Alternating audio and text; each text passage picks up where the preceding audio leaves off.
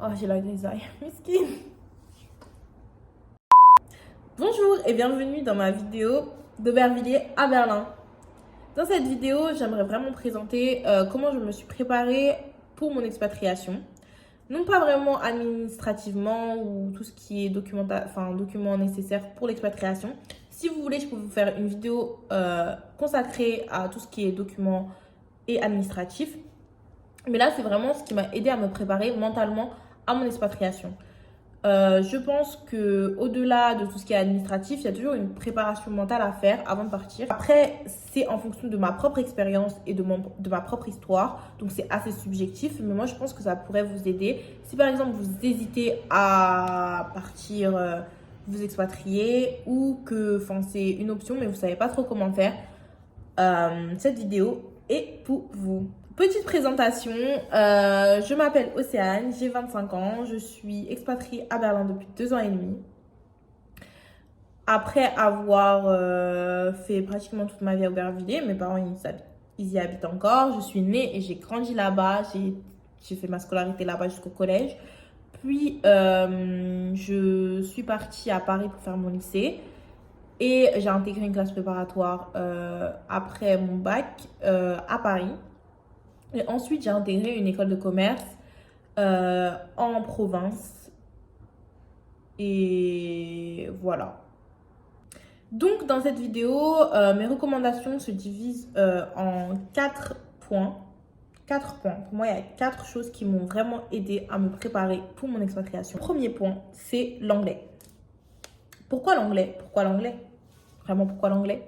Enfin, l'anglais, c'est vraiment, je pense, indispensable si vous voulez partir à l'étranger. Je pense que, surtout si vous ne savez pas où vous voulez aller, merci la moto. Si vous ne savez pas où vous voulez aller et donc que vous ne connaissez pas la langue locale du pays où vous voulez vous expatrier, et ben c'est bien de connaître l'anglais parce que au moins c'est la langue que vous allez devoir utiliser la plupart du temps dans les pays où vous allez aller, puisque la majorité des pays, les gens ils parlent anglais. L'anglais c'est devenu un des requirements, une des compétences obligatoires afin d'avoir un travail dans une entreprise globale ou maintenant si vous voulez être quelque part, il faut connaître l'anglais, hein. Il va falloir s'y mettre. Bon, j'avoue que l'anglais c'est pas super facile et c'est pas vraiment notre point fort en France. Je sais pas c'est comment ils m'apprennent, je sais vraiment pas parce que honnêtement, comparé à d'autres expatriés, notre anglais il est nul. Les Français, on les reconnaît à 100 km déjà à cause de notre accent, mais aussi à cause de notre vocabulaire. C'est très rare de rentrer en français avec un bon accent, avoir assez de vocabulaire pour pouvoir communiquer de manière vraiment fluide avec les autres. Et c'est hyper dommage parce que c'est vraiment quelque chose qui est nécessaire aujourd'hui dans le monde où expatriation ou non en fait. Et je pense que vraiment, je vais pas dire que c'est l'école qui m'a vraiment permis d'être à un niveau bilingue en anglais, parce qu'aujourd'hui je suis à un niveau C1 voire C2 en anglais. Donc C2 c'est bilingue. Mais je dirais que c'est plus incorporer l'anglais dans mes loisirs. Comme quoi, allier l'utile à l'agréable, parfois, ça aide. Moi, je vais vous dire la vérité, moi, je suis une homebody. Donc, j'aime rester chez moi. Chez moi, c'est mon safe space. Et ce, depuis que je suis petite. Donc, mes loisirs, c'était des loisirs d'ermite. Hein. Enfin, d'ermite. Enfin, c'était des loisirs de personnes qui aiment rester chez elles. Regarder des films, regarder des séries, lire des livres. Et bon, et mon petit péché mignon, c'était de lire des fanfictions. Voilà, les fanfictions, c'était un peu mon délire. Et je pense que tout ça, ça m'a aidé à améliorer mon anglais parce que je faisais tout ça en anglais, sous-titré en français. Et en grandissant, je mettais les sous-titres en anglais. Et pour tout ce qui est livres et fanfiction, ce que je faisais, bon, pour les livres, c'est un peu plus compliqué, puisque si on lit quelque chose qu'on ne comprend pas, on ne peut pas directement mettre dans les versos. Mais ce que je faisais, c'était que pour les fanfictions, je faisais du copier-coller si je ne comprenais pas et je mettais dans les versos où j'utilisais le petit outil de Google qu'on mettait dans la webpage pour pouvoir traduire la page. Je traduisais la page vite fait pour comprendre la trame et puis je relisais en anglais puisque parfois la traduction elle voulait rien dire en fait. Mais au moins, ça m'aidait à avoir une idée de ce que je disais. Et je pense que ça m'a vraiment aidé parce que déjà, ça m'a aidé à avoir du vocabulaire, des tournures de phrases et de savoir comment les gens ils parlaient dans la vraie vie. Parce que à l'école, c'est cool, on apprend l'anglais, etc. C'est cool et tout. Mais personne ne parle comme comment on apprend à l'école.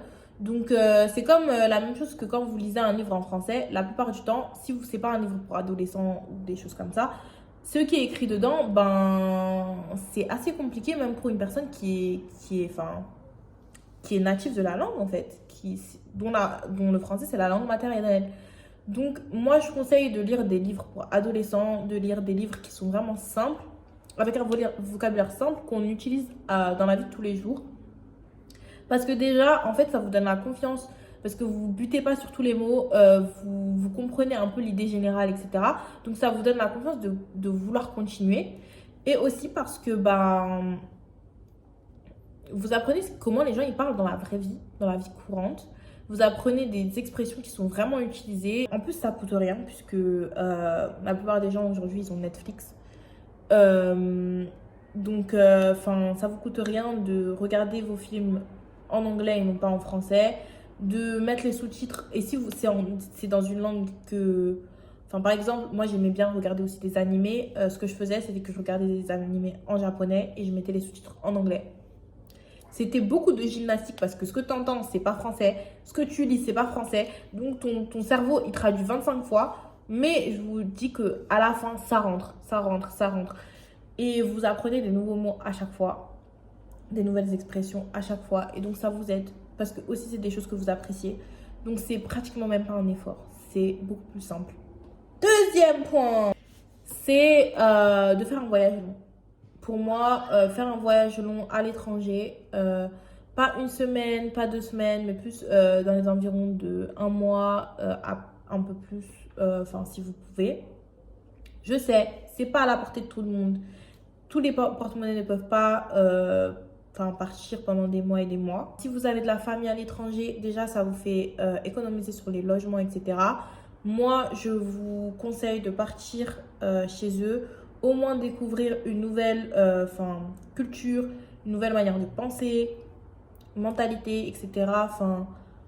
Ça aide à préparer une expatriation. Et surtout, le faire seul. Parce que si vous le faites avec votre famille et votre idée de l'expatriation, c'est de le faire seul, ça sert un peu à rien parce que vous êtes quand même dans votre comfort zone. Parce que, bien sûr, la comfort zone, c'est votre pays, etc. Mais être avec des gens que vous connaissez, c'est une sorte de comfort zone. S'expatrier seul, c'est pas la même chose que s'expatrier avec des amis ou avec un compagnon. Moi, par exemple, je me suis expatriée seule. Donc, vraiment, avoir déjà eu cette expérience de partir seule, ça a déjà mis quelques peurs qui viennent avec l'expatriation. Déjà comme peur connue, comme sentiment connu. Dans le sens où, quand j'avais 14 ans, c'était mon premier voyage seul. Premier voyage seul, sans mes parents, ou sans personne que je connais en fait, et dans un pays étranger assez long. Donc, je vous avoue que ça m'avait fait hyper peur. Je suis partie aux États-Unis chez une tante que je ne connaissais absolument pas. Moi, comme je vous ai dit, j'étais une homebody. En plus, j'étais timide.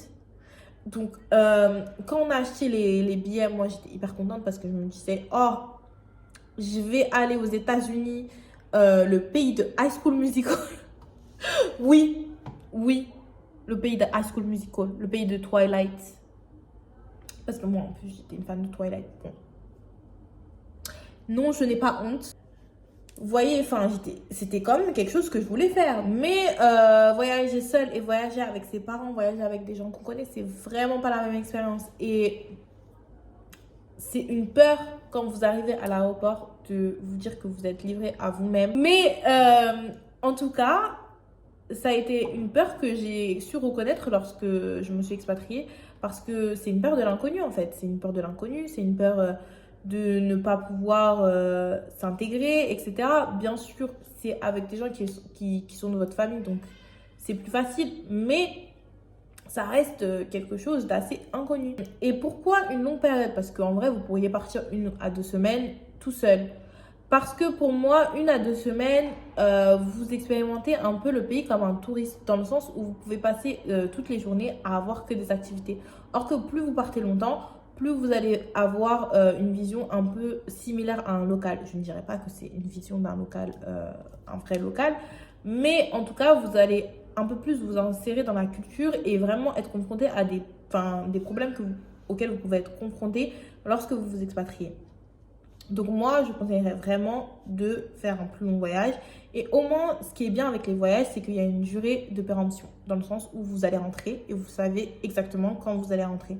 Donc ça vous permet d'avoir un environnement contrôlé, un peu comme un test run, des sentiments que vous allez pouvoir ressentir, mais aussi de savoir si vous pouvez gérer d'être un peu loin de votre famille et de vos amis pendant une durée un peu plus longue. Et moi, je pense que c'est une bonne expérience pour commencer. Parce que avant de sauter dans l'océan, ce serait bien d'apprendre à nager dans le petit bain, quoi. Et pour moi, ça, c'est le petit bain. Troisième point. Pour moi, le troisième point, ça serait d'avoir déjà vécu seul. D'avoir déjà vécu seul. Quand je dis seul, ça veut dire que de ne pas vivre chez ses parents, de ne pas vivre avec des gens. Si de nouveau, moi, je me suis expatriée seule. Si vous vous expatriez avec un compagnon, etc., bien sûr, ça sera différent. Pour moi, vous devriez avoir l'expérience de vivre déjà avec ce compagnon ou cet ami ou cette autre personne avec qui vous partez. Mais après, bon, moi, je peux pas vraiment dire que c'est nécessaire ou pas nécessaire, dans le sens où je me suis expatriée seule. Et pour moi, pour s'expatrier seul, il faut avoir déjà vécu seul. Et honnêtement, vivre seul, c'est un stress en lui-même. C'est un stress en lui-même dans le sens où si vous n'avez pas l'habitude, c'est des nouvelles choses auxquelles penser, etc. Et bien sûr, il y a des gens qui vont me dire oui, mais on a déjà eu des responsabilités à la maison, etc. C'est vrai. Moi, par exemple, j'avais des tâches ménagères, etc. à faire. Et vous avez donc des responsabilités chez vous. Mais c'est pas la même chose que quand vous êtes tout seul, parce que là, c'est pas une responsabilité, c'est pas deux responsabilités, c'est pas genre faire la vaisselle, sortir les poubelles une fois tous les je sais pas combien, ou vous savez que de toute façon, si vous oubliez, ça va être fait. Non, à la maison, c'est vous, et c'est vous, et c'est vous. Et il n'y a personne pour vous rappeler, il n'y a personne pour vous crier dessus, il n'y a personne pour vous dire que oui, vous avez oublié de faire ci, vous avez oublié de faire ça. Vous avez oublié, et ben vous vous démerdez. Voilà, c'est comme ça la vie, tout seul.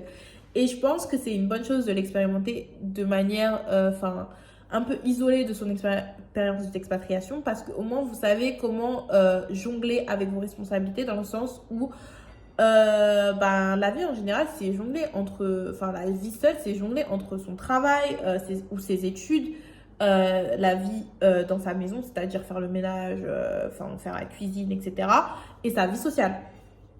Donc c'est déjà 3 choses que vous devez savoir jongler.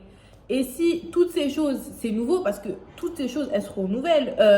Si vous vous expatriez, vous aurez un nouveau travail, vous aurez de nouveaux amis, vous aurez un nouveau logement. Et en plus, vous devrez faire tout ce qui est propre à un expatrié, c'est-à-dire documentation, etc., transition dans plein d'autres domaines. Alors si en plus, vous ne savez pas comment gérer un foyer, quand je dis un foyer, bon, mon foyer, il est une personne, donc bon, il n'y a que moi que je gère. Si j'ai pas envie de faire à manger, je ne le fais pas, et voilà. Mais, il faut savoir comment se gérer seul, en fait. Et je pense que c'est hyper important de ne pas avoir ça aussi de nouveau, parce que ça fait beaucoup de nouveautés à gérer, et je vous jure que ça devient très, très, très, très, très vite overwhelming. Et moi, je le souhaite à personne d'avoir tout ça de nouveau. Après, ça dépend de chacun sa personnalité, hein. Moi, je dis ça de mon expérience. Moi, je pense que si j'avais déménagé directement dans un pays étranger sans avoir connu la vie seule, je pense que ça aurait été beaucoup plus difficile, ma transition dans mon nouveau pays. Après, je ne dis pas que ma transition a été l'une des plus faciles, hein. Je ne dis pas ça. J'ai eu d'autres challenges où je pourrais revenir dans une autre vidéo si vous avez envie. Mais je pense que c'est hyper important d'avoir un certain niveau d'indépendance et de savoir que vous savez compter sur vous-même pour beaucoup de choses. Parce que si vous habitez à l'étranger, je suis désolée de vous le dire, mais vous pouvez pas faire des allers-retours tous les jours en fait. Chez vos parents, etc. Vous êtes livré à vous-même. Et enfin, quatrième point. Pour moi, si vous avez la chance de pouvoir faire un échange universitaire ou un stage à l'étranger de 6 à 1 an, faites-le. Faites-le. Surtout, moi je parlerai plus particulièrement de l'échange universitaire, puisque c'est ce que j'ai fait. J'ai fait un échange à Séoul, en Corée du Sud, de 6 mois. Et je pense que ça a été vraiment bénéfique, comme j'allais dire pré-expatriation, mais c'est en vrai c'est une sorte d'expatriation dans le sens où, on va dire c'est une expatriation à durée déterminée. Un peu comme le CDD de l'expatriation. Dans le sens où vous savez combien de temps vous allez rester là-bas, donc vous savez que si ça se passe mal, ça va se terminer. Mais aussi parce que, par exemple, dans mon expérience, l'école fournit beaucoup de documentation. Vous savez, vous n'êtes pas juste se lancer comme ça. Allez-y, bye. Non. Vous savez quel document vous devez fournir, vous savez quel visa vous devez avoir, vous avez déjà, même les demandes de visa, elles sont facilitées puisque l'école vous sponsorise, etc. Donc, la plupart du temps, les ambassades, elles sont plus enclins à vous donner tout ce qui est visa et faciliter vos démarches, puisqu'elles savent que vous n'allez pas juste là-bas, juste pour être là-bas, en fait. Ils savent exactement où vous allez, ils savent exactement pourquoi vous allez là-bas, donc c'est déjà plus facile. Et pour moi, c'est une sorte d'expatriation où on vous tient la main. Donc, vous savez exactement ce que vous devez faire, vous savez quelle démarche faire. Et pour moi, je trouve que c'est une bonne première expérience, dans le sens où vous pouvez expérimenter vraiment la vie d'expatrié, dans le sens où vous êtes dans un pays étranger, etc. Vous avez votre routine, vous avez vos habitudes, vous faites un cercle, etc. Mais vous n'êtes pas livré à vous-même, dans le sens où il y a toujours cette école qui vous donne un cadre et qui vous aide aussi dans beaucoup de vos formalités. Moi, par exemple, je dormais dans un dorm, en français, un dortoir, et ça a été fourni par l'école. Donc, déjà, j'avais un logement sûr avant d'arriver. Et ça, il ne faut pas minimiser ce genre d'avantages. Parce que aller à l'étranger et ne pas savoir si le logement que vous avez pris, c'est un scam ou pas, ou devoir prendre un Airbnb et après chercher un logement, c'est d'autres stress que vous avez et que là, vous n'avez pas en fait. Et je pense que c'était vraiment quelque chose que j'ai vraiment aimé. Dans le sens où il y avait plein de choses que je pouvais cocher avant de partir et qui a vraiment facilité mon départ. Même si j'avoue qu'il y avait plein de choses qui m'ont beaucoup stressée, dans le sens où c'était la première fois que j'allais aussi loin pour aussi longtemps. Dans le sens où, c'était, bon, quand je dis aller, c'était aller, de manière longue en fait, parce que 6 mois c'est long. On s'en rend pas compte, mais 6 mois c'est ultra long. Et avoir déjà des choses que je pouvais me dire que ça c'est géré, ça c'est géré, ça c'est géré, c'est vraiment un stress, un poids que vous n'avez pas pour le futur et que vous n'avez pas pendant que vous faites autre chose. Aussi, ce que je dirais qui est aussi un atout, c'est la pré-sociabilisation que l'école fait pour vous, dans le sens où quand vous allez en échange universitaire, tout le monde est en échange universitaire. Enfin, tout le monde. Il y a beaucoup d'autres personnes qui sont aussi en échange universitaire et donc qui sont dans la même situation que vous, qui n'ont pas d'amis, qui n'ont pas de parents, quand je dis pas de parents, qui n'ont pas de parents sur place et donc qui sont totalement seuls. Et donc, c'est beaucoup plus facile de faire des liens quand vous êtes tous au même stade, au même niveau, que lorsque vous vous expatriez pour de vrai, parce que les gens, ils ont déjà leur cercle, ils ont déjà leurs amis, ils ont déjà leur famille, souvent dans le pays où vous allez, et donc c'est beaucoup plus dur de créer des liens. Or que là, tout est marché pour vous, vous avez déjà des gens qui sont dans la même situation que vous, qui sont dans les mêmes recherches que vous, qui veulent les mêmes choses, et donc c'est beaucoup plus facile de créer des liens. Aussi parce que l'école, elle vous met en contact. Souvent, elle a des groupes d'expatriés, d'échanges. Moi, par exemple, j'étais dans un groupe déjà 1 mois avant d'arriver. On nous avait mis dans un groupe de toutes les personnes qui venaient en échange dans mon école. enfin pas de mon école de France, mais dans mon école en Corée. Et de la même façon, quand je suis arrivée, j'ai eu un buddy assigné, ce qui m'a permis d'avoir déjà des premiers contacts avec des gens. Il y avait aussi des événements, donc c'était vraiment, tout ça c'était mâché. Donc après, si vous y mettez du vôtre, vous n'allez pas vivre cette expérience seule. Vous allez au moins avoir des connaissances, vous allez au moins être entouré, ce qui est beaucoup plus difficile quand vous faites une expatriation normale, genre où vous allez dans un endroit inconnu, avec moins de cadres que lors d'un échange. Donc moi, je pense que c'est vraiment un peu, pour moi, le deuxième pas après un voyage long à faire avant de partir et de faire le grand saut. Bien sûr, c'est pas ouvert à tout le monde, mais aujourd'hui, il y a beaucoup de bourses disponibles comme l'aide à la mobilité internationale, l'aide régionale, etc. Je peux faire aussi une vidéo sur mon échange, les bourses que j'ai eues, ou mon expérience en Corée du Sud, ou encore comment faire un échange universitaire. Mais juste pour aller vite, vous avez beaucoup de ressources qui facilitent les échanges pour les personnes n'ayant pas forcément les moyens d'y aller. Donc moi, vraiment, je vous conseille de saisir cette chance si vous pouvez. Donc voilà, c'était mon dernier point. J'espère que cette vidéo vous a plu. Si vous avez des questions sur mon parcours, sur les points que j'ai cités, si vous voulez quelques explications complémentaires, n'hésitez pas, mettez un commentaire et j'essaierai d'y répondre aussi vite que possible. Si vous avez aimé la vidéo, mettez un like. Sinon, n'en mettez pas, je suis désolée. Mais j'espère que vous l'avez aimé la vidéo et bye.